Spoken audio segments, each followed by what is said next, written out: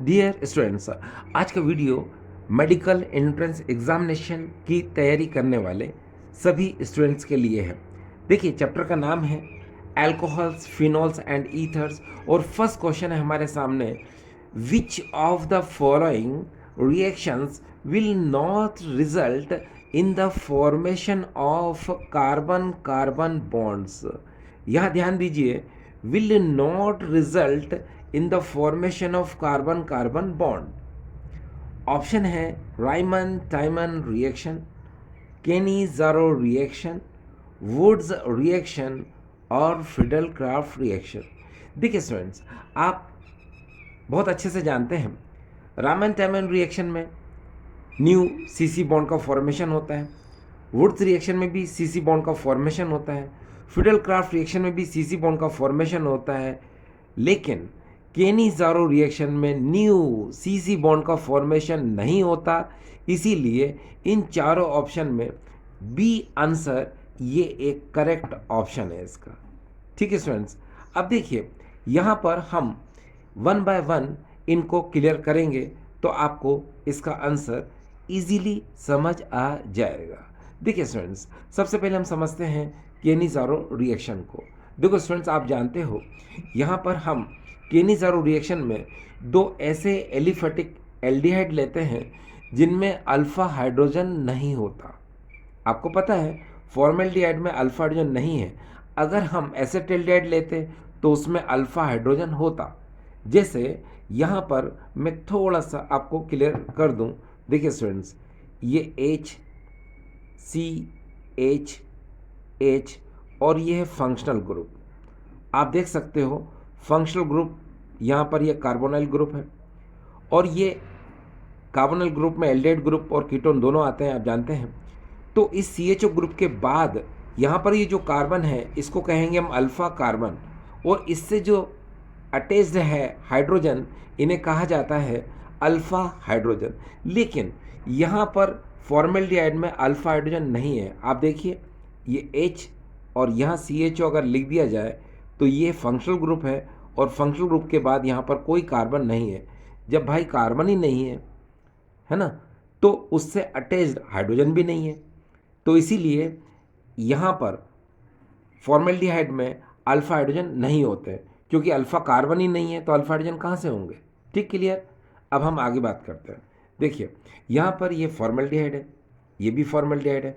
हम केनी-ज़ारो रिएक्शन में फॉर्मेल्डिहाइड के दो मॉलिक्यूल लेते हैं और उसको रिएक्ट कराते हैं कंसनट्रेटेड सोडियम हाइड्रोक्साइड के साथ, जिसमें एक फॉर्मेल्डिहाइड का रिडक्शन होता है और एक फॉर्मेल्डिहाइड का ऑक्सीडेशन होता है, जिसके थ्रू यहाँ पर आप खुद देखें क्या होगा।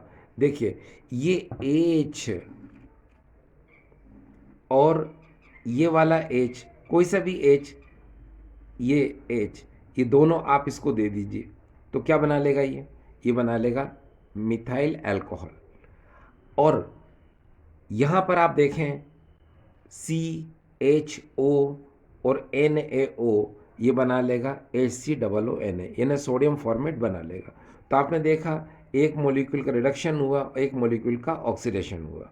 ठीक है, आपने देखा यहाँ पर मिथाइल अल्कोहल हो चाहे सोडियम फॉर्मेट हो, इसमें कोई न्यू CC बॉन्ड का फॉर्मेशन नहीं हो रहा है, इसलिए इसका आंसर क्या आएगा, बी। लेकिन हम Raman टाइमन, Wurtz reaction, Fidel craft इनको भी समझ लेते हैं। क्यों? देखो डियर स्टूडेंट्स, एक बात हमेशा ध्यान रखिए, रामन टाइमन रिएक्शन बहुत ज़्यादा इम्पोर्टेंट रिएक्शन है। मेडिकल एग्जामिनेशन की अगर हम बात कर रहे हैं तो रामन टाइमन रिएक्शन किसी न किसी फॉर्म में ये आपके सामने आती रहेगी। ठीक है, वो इससे रिलेटेड कोई भी क्वेश्चन आपके सामने कर सकता है, इसलिए इस रामन टाइमन रिएक्शन को आपको ज़्यादा अटेंशन देना ज़रूरी है। ठीक है, देखिए सबसे पहले अब हम रामन टाइमन रिएक्शन को देख लेते हैं। देखिए स्टूडेंट्स, अगर आप NCERT को देखोगे तो इसकी आप 3 से 4 स्टेप आपको वहाँ नज़र आती है, लेकिन रामन टाइमन रिएक्शन को आप एक स्टेप में भी कर सकते हैं। देखिए यहाँ पर हमारे सामने ये फिनॉल है और ये है क्लोरोफॉर्म, और यहाँ पर हम लेते हैं एक्वस सोडियम हाइड्रोक्साइड, यानी कि सोडियम हाइड्रोक्साइड। अब देखिए यहाँ पर सबसे पहले बनता है यहाँ पर क्या, सैलिसैल्डिहाइड, 3NaCl और 2H2O। यहाँ पर स्टूडेंट्स एक बात जरूर ध्यान रखिए कि रामन टामन रिएक्शन में ऑर्थोसैलिसैल्डिहाइड और पैरासैलिसैल्डिहाइड दोनों बनते हैं, लेकिन रामन टामन रिएक्शन एक ऐसी रिएक्शन है जिसमें आर्थो प्रोडक्ट जो है मेजर प्रोडक्ट होता है। Once more students, Reimer Tiemann reaction एक ऐसी रिएक्शन है जिसमें आर्थो प्रोडक्ट जो है मेजर प्रोडक्ट होता है। रामन टामन रिएक्शन में ऑर्थोसैलिसैल्डिहाइड का फॉर्मेशन होता है, ये बात ध्यान रखिए आप, ठीक है। तो अब हम बात करेंगे स्टूडेंट्स सीसी बॉन्ड की। तो आप देख सकते हो यहाँ पर ये कार्बन और यहाँ पर कार्बन, ये न्यू सीसी बॉन्ड का फॉर्मेशन हुआ, इसलिए रामन टामन रिएक्शन इसका ऑप्शन नहीं है। वुड्स रिएक्शन में देखिए आप, यहाँ पर अल्काइल हैलाइड के 2 मॉलिक्यूल लेंगे, उसको सोडियम से रिएक्ट कराएंगे ड्राई ईथर की प्रेजेंस में, तो यहाँ पर क्या होगा, ये देखिए यहाँ से 2NaX ये बाहर हो जाएंगे, ये इतना, और RR यानी एल्केन का फॉर्मेशन हो जाएगा, यानी कार्बन कार्बन का बॉन्ड का फॉर्मेशन फिर से हो गया। तो वुड्स रिएक्शन में भी न्यू सीसी बॉन्ड का फॉर्मेशन होता है। इसी तरह से अगर हम यहाँ पर फिडल-क्राफ्ट रिएक्शन की बात करें तो यहाँ पर आप देख सकते हो बेंजीन है, ये एसिटाइल क्लोराइड, ठीक है, और यहाँ पर एनहाइड्रस एल्यूमिनियम क्लोराइड है, यहाँ पर आप देख सकते हैं ये CH3CO ये अटैक करेगा, ठीक है, क्योंकि इसमें CH3CO ये पॉजिटिव पार्ट होता है, Cl क्या होता है, नेगेटिव पार्ट होता है, ठीक है। और फिडल-क्राफ्ट रिएक्शन जो है इलेक्ट्रोफिलिक सब्स्टिट्यूशन रिएक्शन होती है, जैसे हेलोजनेशन, नाइट्रेशन, सल्फोनेशन, उसी तरह से फिडल-क्राफ्ट रिएक्शन भी इलेक्ट्रोफिलिक सब्स्टिट्यूशन रिएक्शन होती है। तो क्या होता है कि जैसे ही यहाँ पर ये CH3CO अटैक करेगा तो यहाँ पर ये देख रहे हैं आप, ये एसीटोफिनोन का फॉर्मेशन हो रहा है, यहाँ पर भी आप देख सकते हो न्यू सीसी बॉन्ड का फॉर्मेशन हुआ, ठीक है। तो आपने यहाँ पर देखा फिडल-क्राफ्ट रिएक्शन में कार्बन कार्बन बॉन्ड का फॉर्मेशन हुआ, वुड रिएक्शन में भी कार्बन कार्बन बॉन्ड का फॉर्मेशन हुआ, रामन टामन रिएक्शन में भी कार्बन कार्बन बॉन्ड का फॉर्मेशन हुआ, मगर केनिज़ारो रिएक्शन में यहाँ पर देखिए कोई भी सीसी बॉन्ड का फॉर्मेशन नहीं हुआ, इसलिए इसका आंसर क्या है स्टूडेंट्स, केनिज़ारो रिएक्शन। तो ये फर्स्ट क्वेश्चन क्लियर हुआ होगा। अब हम बात करते हैं स्टूडेंट्स यहाँ पर इस सेकंड क्वेश्चन की। सेकंड क्वेश्चन हमारे सामने देखिए, when phenol is treated with chloroform and NaOH the product is formed। अब देखिए स्टूडेंट्स, यहाँ पर ऑप्शन ए में है बेंजल्डिहाइड, सैलिसैल्डिहाइड, सैलिसैलिक एसिड और यह है बेंजोइक एसिड। आपको पता है इसका आंसर क्या है स्टूडेंट्स, सैलिसैल्डिहाइड। आप देख सकते हैं यहाँ पर क्या था, ये ऑर्थोसैलिसैल्डिहाइड। मैंने आपको बताया था कि इसमें ऑर्थोसैलिसैल्डिहाइड पैरासैलिसैल्डिहाइड दोनों ही का फॉर्मेशन होता है, मगर मेजर प्रोडक्ट जो होता है वो क्या होता है, ऑर्थोसैलिसैल्डिहाइड होता है। तो हमने जो फर्स्ट क्वेश्चन देखा स्टूडेंट्स, ये AIPMT 2010 में आया था, और जिस सेकंड क्वेश्चन की अभी हमने बात की यहाँ पर, ये AIPMT 2002 में ये क्वेश्चन आया। अब इसका आंसर क्या हो गया स्टूडेंट्स, यहाँ पर ये सैलिसैल्डिहाइड, ठीक। अब हम थर्ड क्वेश्चन की बात करें, यहाँ पर कंसिडर द फॉलोइंग रिएक्शंस। यहाँ पर फिनॉल जिंक डस्ट से रिएक्शन करा के प्रोडक्ट बनेगा, उसको आप CH3Cl से रिएक्ट कराएंगे एनहाइड्रस Al की प्रेजेंस में, यहाँ पर प्रोडक्ट जो बनता है उसको आप अल्कलाइन केमिनोफोर के साथ रिएक्ट कराएंगे तो यहाँ पर Z प्रोडक्ट बनेगा। तो आपको यहाँ पर देखो क्या, द प्रोडक्ट Z इज, आपको Z को ही बताना है कि यहाँ पर Z क्या होगा। ऑप्शन में देखिए टॉल्यूइन है, बेंजल्डिहाइड है, बेंजोइक एसिड है, बेंजीन है, इनमें से ऑप्शन क्या होंगे। तो देखो स्टूडेंट, इसको क्वेश्चन को मैं पहले क्लियर कर देता हूँ। देखिए ये जितने भी ये क्वेश्चन आते हैं, इस टाइप के क्वेश्चन हमें आना बहुत ज़रूरी है, ठीक है। अब देखिए ये फिनॉल है, इसको आप जिंक डस्ट से रिएक्शन कराओगे, ठीक है, और यहाँ पर क्या करोगे, इसको हीट करोगे, तो यहाँ पर ZNO जिंक ऑक्साइड बाहर हो जाएगा और बेंजीन का फॉर्मेशन हो जाएगा, ठीक है। फिर हम इस बेंजीन को मिथाइल क्लोराइड के साथ रिएक्ट कराएंगे, फिडल-क्राफ्ट रिएक्शन है स्टूडेंट्स, और एनहाइड्रस Al की प्रेजेंस में, तो CH3 जब अटैक करेगा यहाँ पर तो टॉल्यूइन का फॉर्मेशन होगा, ठीक है। और टॉल्यूइन को फिर हम अल्कलाइन केमिनोफोर से रिएक्ट कराते हैं, तो याद रखिएगा स्टूडेंट्स, यहाँ पर हमको 3 नेसेंट ऑक्सीजन लेना पड़ेंगे। ये देखिए 1, that is a 2, that is a 3। यहाँ पर CH3 को भी आप लिख सकते हो CH और यहाँ पर H2, तो यहाँ से क्या होगा स्टूडेंट्स, ये H2O बाहर हो जाएगा इस तरह से, और 2 ऑक्सीजन CH के बीच में जब आ जाएंगे तो यहाँ पर बनेगा बेंजोइक एसिड। तो इसका आंसर क्या होगा स्टूडेंट्स, ये C, बेंजोइक एसिड। ठीक है, तो ये क्लियर हो रहा है ना आपको। अब देखिए स्टूडेंट्स, इस थर्ड क्वेश्चन के बाद अगर हम इस फोर्थ क्वेश्चन की बात करते हैं यहाँ पर, तो फोर्थ क्वेश्चन में देखिए यहाँ पर है, when phenol is treated with chloroform and alcoholic KOH, salicylic is produced. This reaction is known as A option, Rosenmund reaction, Raman-Thaman reaction, Fidelkraft reaction और समलेट रिएक्शन। देखो डियर स्टूडेंट्स, इसका आंसर आपको पता है, रामन-थैमन रिएक्शन, क्योंकि इस क्वेश्चन में हम जो आंसर देख रहे हैं रामन-थैमन रिएक्शन, इसको हम पहले ही देख चुके हैं। ये देखिए यहाँ पर, ये रामन-थैमन रिएक्शन, इसमें आप NaOH भी ले सकते हो, आप यहाँ पर KOH भी ले सकते हो। ठीक है, आप एक्वस भी ले सकते हो NaOH, और चाहो तो आप एल्कोहलिक KOH भी ले सकते हो। तो यहाँ पर आपने इसका आंसर देखा स्टूडेंट्स, क्या है इसका आंसर, रामन-थैमन रिएक्शन। अब रोजनमुंड रिएक्शन तो आप जानते होंगे, रोजनमुंड रिएक्शन, रोजनमुंड रिडक्शन, इसके बारे में आपको पता है। आप बेंजीन ऑयल क्लोराइड लेते हैं और उसका रिडक्शन कराते हैं PdBSO4 के साथ, तो बेंजल्डिहाइड का फॉर्मेशन होता है।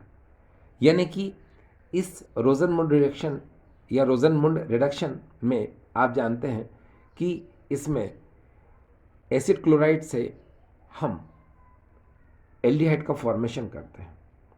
ठीक है, अब रामन-थैमन रिएक्शन को तो आप जानते ही हैं, फिडेलक्राफ्ट रिएक्शन भी आप जानते हैं, लेकिन समलेट रिएक्शन थोड़ा सा मैं इसको क्लियर कर देता हूँ।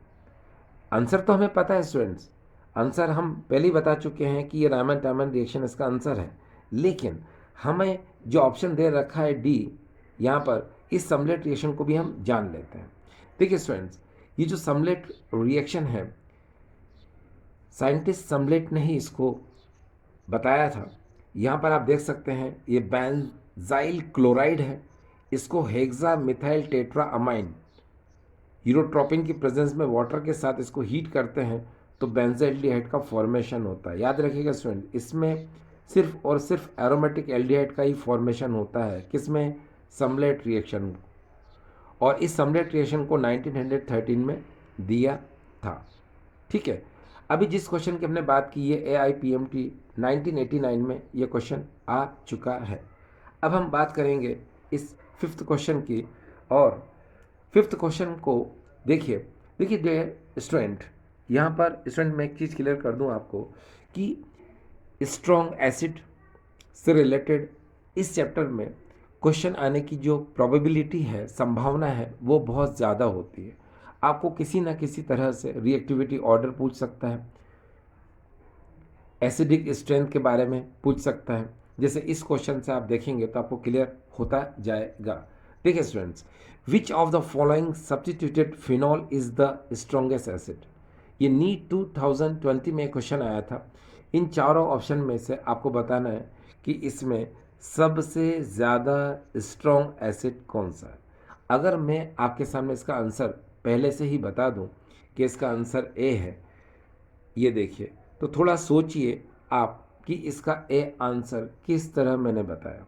देखो स्टूडेंट्स, मैं आपको क्लियर कर दूं, जब तक आप जितने भी स्टूडेंट्स हैं मेसोमेरिक इफेक्ट, इंडक्टिव इफेक्ट को नहीं समझ पाते हैं अच्छे से, तो इस टाइप के क्वेश्चन को भी अच्छे से नहीं कर पाते हैं।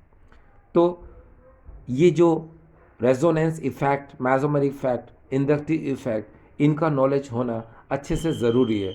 अगर आपको इनका नॉलेज अच्छे से है तो आप में से बहुत सारे स्टूडेंट्स इस क्वेश्चन को देखते ही उन्होंने कर लिया होगा।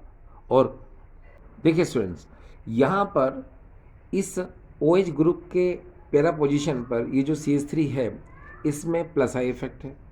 यहाँ पर C2H5, इसमें भी प्लस आई इफेक्ट है। यहाँ पर OCH3 है, इसमें माइनस आई इफेक्ट है, यहाँ पर NO2 है, इसमें माइनस आई इफेक्ट है। लेकिन स्टूडेंट्स इंडक्टिव इफेक्ट के साथ साथ हमें मेसोमेरिक इफेक्ट यानी कि रेजोनेंस इफेक्ट का भी नॉलेज होना ज़रूरी है। देखिए स्टूडेंट्स, ऐसे फंक्शनल ग्रुप जहाँ सिंगल बॉन्ड है उनमें हमेशा प्लस आर इफेक्ट होगा, और ऐसे फंक्शनल ग्रुप जिनमें डबल बॉन्ड ट्रिपल बॉन्ड है उनमें हमेशा माइनस आर इफेक्ट होगा। अब आप देख सकते हैं कि यहाँ पर OCH3 है, इसमें सिंगल बॉन्ड है तो ये प्लस आर इफेक्ट शो करेगा, और यहाँ पर NO2 में डबल बॉन्ड है, ये माइनस आर इफेक्ट शो करेगा। तो आपने क्या देखा कि इसमें माइनस आई के साथ साथ माइनस आर इफेक्ट दोनों हैं, और दोनों में एक बात है कि ये इलेक्ट्रॉन को अपनी तरफ क्या करेंगे, पुल करेंगे, अपनी तरफ क्या करेंगे, खींचेंगे इनको, जिसकी वजह से ये जो OH है इनके बीच का जो बॉन्ड है ये वीक हो जाएगा और हाइड्रोजन इजीली यहाँ से लिबरेट हो जाएगा। आप जानते हैं किसी भी एसिड की एसिडिक स्ट्रेंथ इस बात पर डिपेंड करती है कि उस कंपाउंड में से हाइड्रोजन कितनी जल्दी लिबरेट हो जाता है। जितनी जल्दी hydrogen as a proton form में लिबरेट हो जाएगा वो कंपाउंड उतना ज़्यादा acidic strength, acidic nature show करेगा। अभी स्टूडेंट्स ये बहुत अच्छे से क्लियर हो जाएगा आपको, ये तो मैंने जनरल आपको ऐसे ही समझाया है। पहले मैं आपको यहाँ पर इस रेजोनेंस इफेक्ट और मेसोमेरिक इफेक्ट को पहले क्लियर कर देता हूँ। देखो स्टूडेंट्स, आप जानते हैं ये रेजोनेंस इफेक्ट और मेसोमेरिक इफेक्ट ये दो टाइप का होता है, प्लस आर इफेक्ट और माइनस आर इफेक्ट। जैसा कि मैंने आपको बताया कि ऐसे फंक्शनल ग्रुप जिनमें सिंगल बॉन्ड होता है वो प्लस आर इफेक्ट शो करते हैं। ये प्लस आर इफेक्ट, ये देखिए इन सभी फंक्शनल ग्रुप में आपको सिंगल बॉन्ड नजर आएगा, और ये इलेक्ट्रॉन डोनेटिंग ग्रुप होते हैं। ये जितने भी ग्रुप आप देख रहे हैं ये सब इलेक्ट्रॉन डोनेटिंग ग्रुप होते हैं, ठीक है। अब एक बात और है स्टूडेंट्स कि प्लस आर इफेक्ट आपको यहाँ पर ये जो नज़र आ रहा है इन ग्रुप के अंदर, तो जब भी ये किसी कार्बन चेन में या किसी भी कंपाउंड में ये लगे होते हैं ये फंक्शनल ग्रुप, तो ये इलेक्ट्रॉन को अपने से दूर भेज देते हैं। देखिए यहाँ पर लिखा हुआ है transference of electrons is away from a group. आप यहाँ पर इस एग्जाम्पल से समझ सकते हैं। देखिए CH2 डबल बॉन्ड CHCl, यहाँ पर आप देख सकते हैं ये विनाइल क्लोराइड है, ठीक है। और यहाँ पर इस विनाइल क्लोराइड में अगर हम देखें तो यहाँ पर ये जो Cl के पास जो लोन पे इलेक्ट्रॉन है ये इधर ट्रांसफ़र हुए, इस कार्बन की वैलेंसी बढ़ी तो ये वाले पाई इलेक्ट्रॉन आगे की तरफ ट्रांसफ़र हुए। ये डोनर है, ये पॉजिटिव साइन, ये गेनर है, ये ले रहा है, ये माइनस साइन। तो आपने देखा इस ग्रुप से इलेक्ट्रॉन दूर जा रहा है, किधर, इस टर्मिनल की तरफ। तो यहाँ पर transference of electron is away from group, तो ये इलेक्ट्रॉन डोनेटिंग ग्रुप होते हैं। अगर हम यहाँ पर देख सकते हैं आप ये माइनस आर इफेक्ट, ये ऐसे फंक्शनल ग्रुप शो करते हैं जिनमें मल्टीपल बॉन्ड होता है। मल्टीपल बॉन्ड का मतलब होता है डबल बॉन्ड और triple bond in functional group में होते ही हैं, ठीक है। और ये क्या है, इलेक्ट्रॉन विड्रॉइंग ग्रुप है, जो इलेक्ट्रॉन को क्या करते हैं, विड्रॉ करते हैं, अपनी तरफ क्या करते हैं, खींचते हैं। ये देखिए transference of electron is towards group.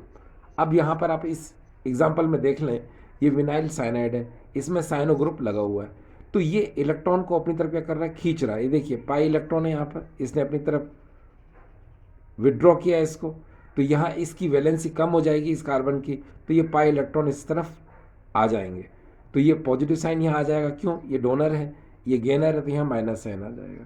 तो यहाँ तक ये क्लियर है आपको। अब देखिए स्टूडेंट, यहाँ पर मेसोमेरिक इफेक्ट के साथ साथ हमको इंडक्टिव इफेक्ट के बारे में भी जानना ज़रूरी है। आपने देखा होगा यहाँ पर इंडक्टिव इफेक्ट भी ये पॉजिटिव इफेक्ट और माइनस आई इफेक्ट ये दोनों शो करता है। आप बहुत अच्छे से जानते हैं जब नंबर ऑफ रेडिकल इंक्रीज होते जाते हैं तो प्लस आई इफेक्ट बढ़ता है। हम ऐसे भी कह सकते हैं कि हाइड्रोकार्बन कैरेक्टर जितना ज़्यादा होगा प्लस आई इफेक्ट क्या होगा, ज़्यादा होगा। तो आप जब भी आप किसी फंक्शनल ग्रुप, माफ़ करना, जब भी आप किसी कंपाउंड को देखें उसमें अगर आप रेडिकल नज़र आते हैं तो आप समझ जाइएगा कि प्लस आई इफेक्ट उसमें है, ठीक है। CH3 में प्लस आई इफेक्ट कम होता है, मगर C2H5 में क्या होता है, ज़्यादा होता है। और नंबर ऑफ रेडिकल बढ़ते जाएंगे तो प्लस आई इफेक्ट क्या होगा डियर स्टूडेंट्स, बढ़ेगा। ठीक है, और ये इलेक्ट्रॉन डोनेटिंग ग्रुप होते हैं, ये इलेक्ट्रॉन डेंसिटी को क्या करते हैं, बढ़ाते हैं। ठीक है, ये ऐसे ग्रुप हैं जो इलेक्ट्रॉन डेंसिटी को क्या करते हैं, इंक्रीज करते हैं। ठीक है, अब अगर हम माइनस आई इफेक्ट की बात करें तो देखिए ये फिनाइल ग्रुप है। ठीक है, फिनाइल ग्रुप में सबसे कम माइनस आई इफेक्ट होता है। फिर यहाँ पर देख सकते हैं ये एल्कॉक्सी ग्रुप है, इसमें ज़्यादा होता है। फिर आयोडो, ब्रोमो, क्लोरो, और फिर यहाँ पर आप देख सकते हैं कार्बोक्सिलिक ग्रुप, और कार्बोक्सिलिक ग्रुप से ज़्यादा एफ में होता है। ठीक है, फिर साइनो ग्रुप आ गया, और लास्ट में क्या आ गया स्टूडेंट्स, NO2 ग्रुप आ गया। तो आपने देखा कि NO2 में सबसे ज़्यादा माइनस आई इफेक्ट है, ये देख लिया आपने। और यहाँ पर आप देखिए कि माइनस आर इफेक्ट भी NO2 के अंदर है। तो अब हम उस आंसर को बहुत इजी तरीके से क्लियर कर लेते हैं। ये देखिए यहाँ पर एक बार फिर से, यहाँ पर देखिए आप NO2 ग्रुप है, इसमें माइनस आर इफेक्ट भी है, साथ में माइनस आर इफेक्ट है। यहाँ पर OCH3, इसमें प्लस आर इफेक्ट है और माइनस आई इफेक्ट है। यहाँ पर आप देख सकते हैं C2H5 है, प्लस आई इफेक्ट है, और यहाँ CH3 है, इसमें प्लस आई इफेक्ट है। मगर CH3 में प्लस आई इफेक्ट कम होता है, C2H5 में क्या होता है, ज़्यादा होता है। तो इन दोनों को तो कंपटीशन से आप बाहर कर दीजिए। क्यों, उसका कारण है क्योंकि ये प्लस आई इफेक्ट है, ये इलेक्ट्रॉन डेंसिटी को बढ़ाएगा यहाँ पर, और OH बॉन्ड को स्ट्रॉन्ग करेगा। ठीक है, उससे ज़्यादा C2H5 करेगा, ये OH बॉन्ड को क्या करेगा, ये स्ट्रॉन्ग करेगा। और यहाँ पर आप देख सकते हैं कि प्लस आर इफेक्ट और माइनस आई इफेक्ट ये दोनों हैं इसके अंदर। ठीक है, और यहाँ पर आप देख सकते हैं माइनस आई इफेक्ट के कंपैरिजन में प्लस आर इफेक्ट का डोमिनेंट क्या होता है, ज़्यादा होता है। ठीक है, तो इसीलिए ये क्या करेगा, ये इलेक्ट्रॉन को क्या करेगा, OH ग्रुप की तरफ भेजेगा, जिससे OH बॉन्ड क्या हो जाएगा, स्ट्रॉन्ग हो जाएगा।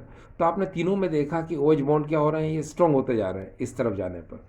ठीक है, अब यहाँ देखिए NO2 ग्रुप में क्या माइनस आर इफेक्ट है, तो इलेक्ट्रॉन को क्या करेगा, ये अपनी तरफ पुल करेगा। और माइनस आर इफेक्ट है तो भी ये इलेक्ट्रॉन को अपनी तरफ क्या करेगा, खींचेगा। तो इस कंडीशन में क्या होगा कि इलेक्ट्रॉन का जो मूवमेंट है, यहाँ से देखिए इस तरफ से रिंग से कहाँ आएंगे, NO2 की तरफ जाएंगे ये। ठीक है ना। तो इसीलिए क्या होगा, ये OH बॉन्ड जो है ये बहुत ज़्यादा वीक हो जाएगा, और जब ये OH बॉन्ड बहुत ज़्यादा वीक हो जाएगा तो ये हाइड्रोजन इसका प्रोटॉन फॉर्म में ये निकल जाएगा, और इन चारों में सबसे ज़्यादा ये एसिडिक नेचर क्या करेगा, ये शो करेगा। अभी हमारे सामने स्टूडेंट्स क्वेश्चन था, और क्वेश्चन ये था कि इन चारों में से, ये देखिए क्वेश्चन को फिर से, which of the following substitute phenol is the strongest acid. इन चारों फिनॉल में से सबसे स्ट्रॉन्ग कौन है, तो इसका आंसर क्या आएगा स्टूडेंट्स, ए। ठीक है, तो यहाँ पर इसका आंसर क्या है स्टूडेंट्स, ए। हमारे सामने अगला क्वेश्चन है 6th number, which one is the most acidic compound. इन सभी ऑप्शन में आपको देखना है कि सबसे स्ट्रॉन्ग एसिड कौन है, यानी कि मोस्ट एसिडिक कंपाउंड इनमें कौन है। इसका आंसर मैंने पहले से बता रखा है स्टूडेंट्स, ये है, इसका नाम है 2,4,6 ट्राइनाइट्रोफिनॉल, यानी कि पिक्रिक एसिड, और ये मोस्ट एसिडिक। दुनिया में जितने भी एसिड हैं उन सब में सबसे स्ट्रॉन्ग एसिड पिक्रिक एसिड ही होता है। ठीक है, और वैसे भी अभी थोड़ी देर पहले हमने देखा था, यहाँ देखिए OH OH OH इन चारों जगह पे है। ठीक है, अब आप यहाँ पर CH3 में देखें तो प्लस आई इफेक्ट है, इसमें देखें आप यहाँ पर कोई भी ग्रुप जुड़ा हुआ नहीं है। यहाँ पर देखिए NO2 है, इसमें माइनस आई इफेक्ट है, और as well as minus R effect है ना। लेकिन यहाँ पर आप देखें A1 2 3, ये 3 NO2 ग्रुप लगे हुए हैं, और तीनों पर minus I effect as well as minus R effect. और ये क्या करेगा, ये OH के बीच के जो बॉन्ड है उसको बहुत ज़्यादा वीक कर देगा, जिसकी वजह से इसका प्रोटॉन ये जल्दी से निकल जाएगा, और सबसे स्ट्रॉन्ग एसिड ये पिक्रिक एसिड होगा। तो क्लियर।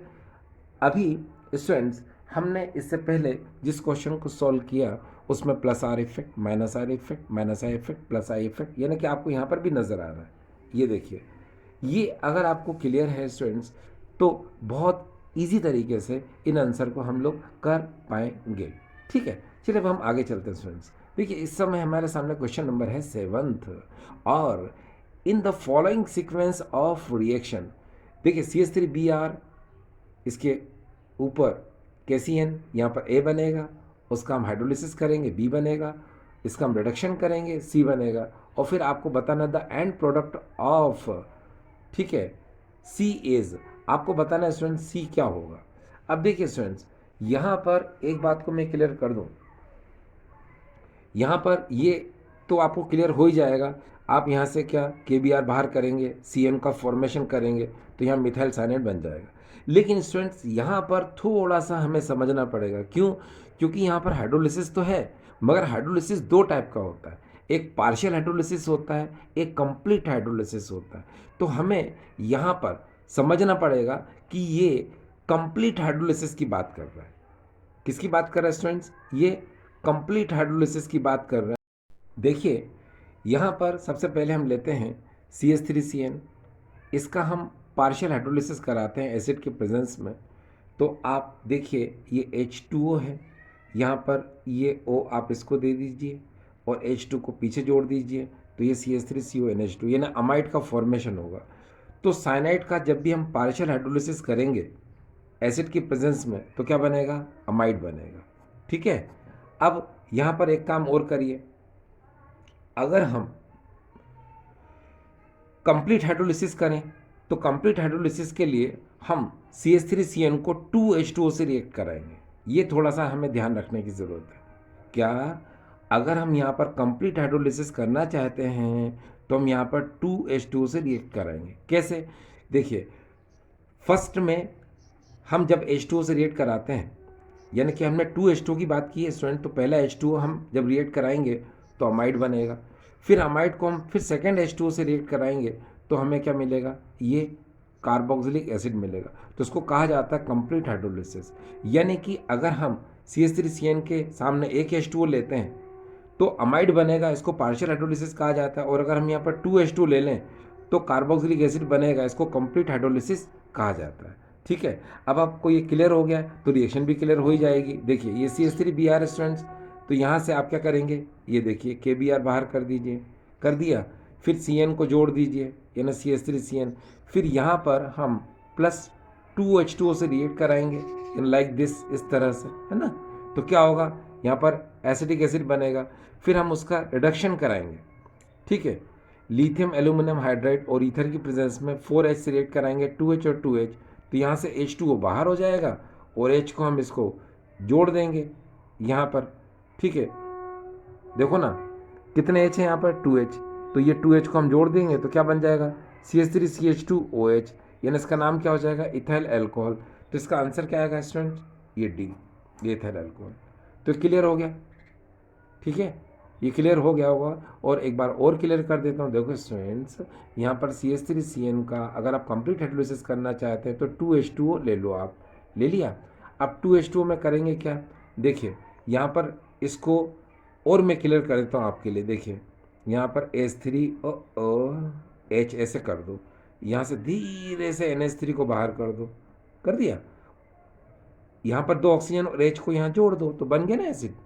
अब इस कार्बोक्सिलिक एसिड को रिएक्ट कराओ के साथ 4H के साथ, तो 2H ले लो, तो यहाँ धीरे से यहाँ से H2 एक बाहर हो जाएगा और ये 2H को यहाँ धीरे से यहाँ C के साथ लगा दो, तो CH3CH2OH, यानी बन गया क्या? Ethyl alcohol. तो ऑप्शन क्या आ गया इसका स्टूडेंट्स? D, यानी कि इथाइल अल्कोहल। क्लियर? अब हम बात करेंगे यहाँ पर 8th क्वेश्चन की। 8th क्वेश्चन में है when vapors of secondary alcohol is passed over heated copper at 573 Kelvin, the product formed is। अब देखिए स्टूडेंट्स, यहाँ पर ऑप्शन में है carboxylic acid, aldehyde, ketone and alkene. तो देखो स्टूडेंट्स, यहाँ पर मैं एक बात क्लियर करूँ, ये है डिहाइड्रोजनेशन ऑफ अल्कोहल। ठीक है, जिसको हम क्या करते हैं? कॉपर कैटलिस्ट की प्रेजेंस में 573 केल्विन पर अल्कोहल को क्या कराते हैं? अल्कोहल की वेपर्स को उसके ऊपर से पास कराते हैं। ठीक है, तो आप जानते हैं ये प्राइमरी अल्कोहल, सेकेंडरी अल्कोहल और टर्शियरी अल्कोहल में अलग अलग तरीके से इसमें कंपाउंड का फॉर्मेशन होता है। देखिए, अगर आप यहाँ पर ये प्राइमरी अल्कोहल लेते हैं, ठीक है, कॉपर और 573 केल्विन, ठीक है, इसके ऊपर से इसकी वेपर्स को पास करेंगे तो यहाँ से H2, H और H, ये H2 क्या हो जाएगा यहाँ से बाहर, तो यहाँ पर एल्डिहाइड का फॉर्मेशन हो जाएगा। अगर आप यहाँ पर ये सेकेंडरी अल्कोहल लेते हैं, ये देखिए ये क्या है, सेकेंडरी अल्कोहल, ये दो रेडिकल लगे सेकेंडरी अल्कोहल, तो यहाँ से क्या होगा, ये H और ये H, ये दो बाहर हो गए इस तरह से, तो क्या बन गया, कीटोन यानी एसीटोन का फॉर्मेशन हो गया। प्राइमरी में देखा आपने एल्डिहाइड बना, सेकेंडरी में आपने देखा कीटोन बना। अगर हम यहाँ पर टर्शियरी की बात करें तो टर्शियरी अल्कोहल लेने पर यहाँ पर आपको पता है कि इसमें 3 रेडिकल है, इसमें प्लस आई इफेक्ट क्या होता है, बहुत ज़्यादा होता है। प्लस आई इफेक्ट ज़्यादा होने की वजह से OH का बॉन्ड क्या होता है, बहुत ज़्यादा स्ट्रॉन्ग हो जाता है, जिसकी वजह से क्या कि ये H यहाँ से निकल नहीं पाता, ये OH और H यहाँ से निकल पाता है ना, यहाँ पर डिहाइड्रोजनेशन ना होकर वाटर मॉलिक्यूल यहाँ से एलिमिनेट हो जाता है, जिसकी वजह से ये एल्कीन का फॉर्मेशन हो जाता है। लेकिन ये तो मैंने आपको नॉलेज के लिए बताया टर्शियरी और प्राइमरी। आंसर तो हमारा सिर्फ यहाँ आ चुका है, देखिए ना, यहाँ पर ये सेकेंडरी अल्कोहल है, यहाँ पर आप कॉपर और 573 केल्विन पर इनकी वेपर्स को पास करेंगे तो यहाँ से H2 बाहर हो जाएगा, एसीटोन का फॉर्मेशन हो जाएगा, यानी कि कीटोन का फॉर्मेशन हो जाएगा। आंसर क्या है इसका, C, ये आ चुका है इसका आंसर। ठीक है, अब हम अगले क्वेश्चन की तरफ चलते हैं स्टूडेंट्स। क्वेश्चन अब ज़्यादा नहीं है, 1-2 क्वेश्चन ही बाकी हैं। देखिए यहाँ पर विच one of the following compound will most readily attacked by an electrophile. ये क्वेश्चन आया था AIPMT 1989। डियर स्टूडेंट्स, ये क्वेश्चन बहुत ज़्यादा इंपॉर्टेंट है। अगर मैं आपके सामने इस क्वेश्चन को रखूं, ये देखिए, और आपसे कहूं स्टूडेंट्स कि इसका आंसर आपके माइंड में क्या चल रहा है, देखिए क्वेश्चन पढ़ देता हूं मैं। Which one of the following compound will most readily attacked by an electrophile. Option है chlorobenzene, benzene, phenol and toluene, ये 4 ऑप्शन है। ठीक है, चलो मैं इसका सॉल्यूशन आपको बता देता हूँ। देखिए डियर स्टूडेंट्स, इसका सॉल्यूशन देखिए आप। सॉल्यूशन को समझने के लिए हम थोड़ा सा रीड कर लें। Those group increase the electron density in the ring, this group readily shows electrophilic substitution reaction. याद रखिएगा, इलेक्ट्रोफिलिक सब्स्टिट्यूशन रिएक्शन से रिलेटेड जब भी कोई क्वेश्चन आता है, इलेक्ट्रोफिलिक सब्स्टिट्यूशन रिएक्शन से रिलेटेड जब भी क्वेश्चन आता है, तो स्टूडेंट्स ये बात दिमाग में रखना बहुत ज़्यादा ज़रूरी है। Those group increase the electron density, electron density को जो ग्रुप इंक्रीज करते हैं, इलेक्ट्रॉन डेंसिटी को जो ग्रुप इंक्रीज करते हैं, ठीक है, वो इलेक्ट्रोफिलिक सब्स्टिट्यूशन रिएक्शन सबसे पहले देते हैं। जो ग्रुप इलेक्ट्रॉन डेंसिटी को सबसे ज़्यादा इंक्रीज करते हैं, ठीक है, उस ग्रुप पर इलेक्ट्रोफिलिक सब्स्टिट्यूशन रिएक्शन सबसे पहले होता है। ठीक है, अब आप यहाँ पर देखें, ये क्लोरोबेंजीन, यहाँ पर देखें बेंजीन, ये क्या है, फिनॉल, और ये क्या स्टूडेंट्स, टॉलुइन। अब आप जानते हैं यहाँ पर बेंजीन से CH3 ग्रुप लगा हुआ है, तो CH3 की वजह से इसमें प्लस आई इफेक्ट है, और ये इलेक्ट्रॉन डेंसिटी को क्या करेगा, ये इंक्रीज करेगा। ठीक है, यहाँ पर आप देखें, ये फिनॉल है, फिनॉल में ये OH ग्रुप है, ठीक है, और इसमें क्या होता है स्टूडेंट्स, प्लस R इफेक्ट होता है। ये इलेक्ट्रॉन डेंसिटी को ये भी क्या करेगा, ये इंक्रीज करेगा। ठीक है, यहाँ पर बेंजीन में आप देखें, यहाँ पर कोई भी ग्रुप नहीं है, तो इसको आप न्यूट्रल मान लो थोड़ी देर के लिए। और यहाँ पर आप देख सकते हैं, ये क्लोरोबेंजीन है, क्लोरोबेंजीन में यहाँ पर माइनस आई इफेक्ट है Cl की वजह से, एज वेल एज स्टूडेंट्स मैंने बताया था सिंगल बॉन्ड जहाँ पर भी होता है प्लस R इफेक्ट होता है, तो प्लस R इफेक्ट होता है। अब स्टूडेंट्स एक बात को ज़रूर हम दिमाग में रखें कि यहाँ पर ये अराइल हैलाइड है, ठीक है, और अराइल हैलाइड यानी कि बेंजीन से Cl ग्रुप लगा हुआ है, तो इसमें माइनस आई इफेक्ट तो है ही, साथ में इसमें प्लस R इफेक्ट भी है।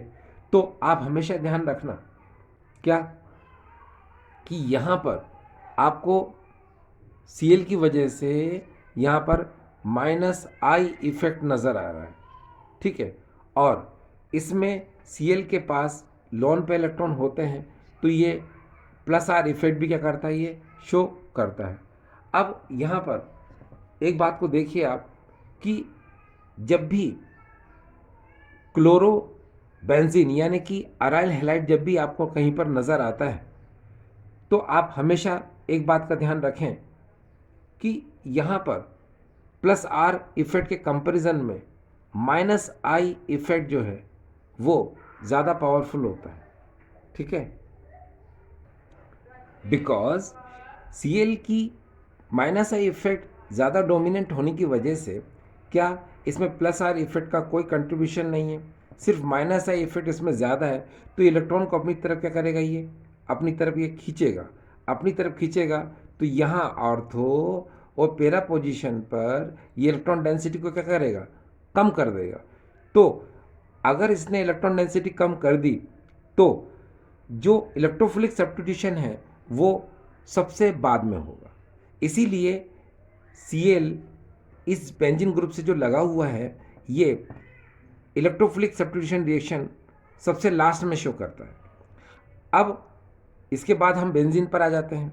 तो बेंजीन में आपने देखा इस पर कोई ग्रुप नहीं है, इसलिए इस पर इलेक्ट्रॉन डेंसिटी ज़्यादा रहेगी। किसके कंपैरिजन में, इसके कंपैरिजन में यहाँ पर ज़्यादा रहेगी। क्यों, क्योंकि ये तो Cl किसकी इलेक्ट्रॉन डेंसिटी को कम कर रहा है ना, बेंजीन की। क्यों, अपनी तरफ खींच रहा है भाई, ये देखिए किस तरफ, इस तरफ अपनी तरफ खींच रहा है यहाँ पर।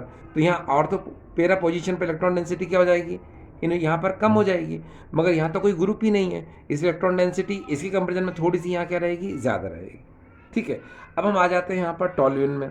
टॉल्यूइन में देखिए CH3 यानी प्लस आई इफेक्ट यहाँ पर ज़्यादा है, तो प्लस आई इफेक्ट ज़्यादा होने की वजह से ये इलेक्ट्रॉन डेंसिटी को ऑर्थो और पैरा पोजीशन पर क्या करेगा, बढ़ाएगा, ठीक है।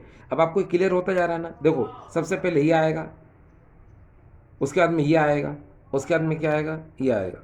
और यहाँ पर आप देख सकते हैं कि यहाँ OH में ये प्लस आर इफेक्ट है। प्लस आर इफेक्ट यहाँ पर ऑर्थो पैरा पोजीशन पर इलेक्ट्रॉन डेंसिटी क्या करेगा, सबसे ज़्यादा बढ़ाएगा। तो आप हमेशा एक बात का ध्यान रखना, क्या, कि जब भी अराइल हैलाइड हो तो अराइल हैलाइड के समय पर इंडक्टिव इफेक्ट यानी माइनस आई इंडक्टिव इफेक्ट ज़्यादा पावरफुल होता है। किसी कंपैरिजन में, रेजोनेटिंग इफेक्ट के कंपैरिजन में। लेकिन अगर अराइल हैलाइड नहीं है तो प्लस आर इफेक्ट का ज़्यादा डोमिनेंट होता है, ठीक है।